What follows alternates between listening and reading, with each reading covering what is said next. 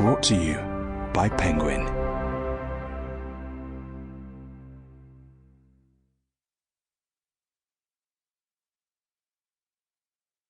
Dear Edward, by Napolitano. Read for you by Cassandra Campbell. Part 1. Since death is certain, but the time of death is uncertain, what is the most important thing? Pema Chodron. June 12, 2013, 7:45 a.m. Newark Airport is shiny from a recent renovation. There are potted plants at each joint of the security line to keep passengers from realizing how long they'll have to wait. People prop themselves against walls or sit on suitcases. They all woke up before dawn. They exhale loudly, sputtering with exhaustion. When the Adler family reaches the front of the line, they load their computers and shoes into trays. Bruce Adler removes his belt, rolls it up, and slots it neatly beside his brown loafers in a gray plastic bin. His sons are messier, throwing sneakers on top of laptops and wallets. Laces hang over the side of their shared tray, and Bruce can't stop himself from tucking the loose strands inside. The large rectangular sign beside them reads, "All wallets, keys, phones, jewelry, electronic devices, computers, tablets, metal objects, shoes, belts, and food must go into the security bins.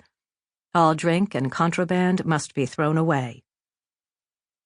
Bruce and Jane Adler flank their 12-year-old son, Eddie, as they approach the screening machine. Their 15-year-old son, Jordan, hangs back until his family has gone through. Jordan says to the officer manning the machine, "I want to opt out." The officer gives him a look. "What'd you say?" The boy shoves his hands in his pockets and says, "I want to opt out of going through the machine." The officer yells, apparently to the room at large, "We've got a male OPT." "Jordan," his father says from the far side of the tunnel, "what are you doing?" The boy shrugs. "This is a full-body backscatter, Dad. It's the most dangerous and least effective screening machine on the market.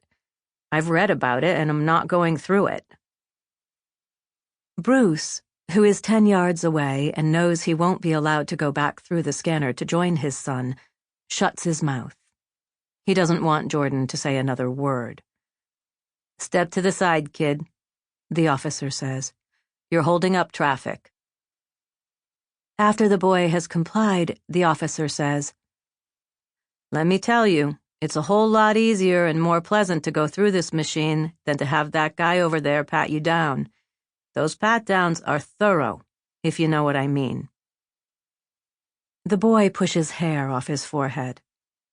He's grown 6 inches in the last year and is whippet thin. Like his mother and brother, he has curly hair that grows so quickly he can't keep it in check. His father's hair is short and white. The white arrived when Bruce was 27, the same year Jordan was born. Bruce likes to point at his head and say to his son, "Look what you did to me." The boy is aware that his father is staring intently at him now, as if trying to deliver good sense through the air. Jordan says, "There are 4 reasons I'm not going through this machine. Would you like to hear them?" The security officer looks amused. He's not the only one paying attention to the boy now. The passengers around him are all listening. "Oh, God," Bruce says under his breath. Eddie Adler slips his hand into his mother's, for the first time in at least a year. Watching his parents pack for this move from New York to Los Angeles, the grand upheaval, his father called it, gave him an upset stomach.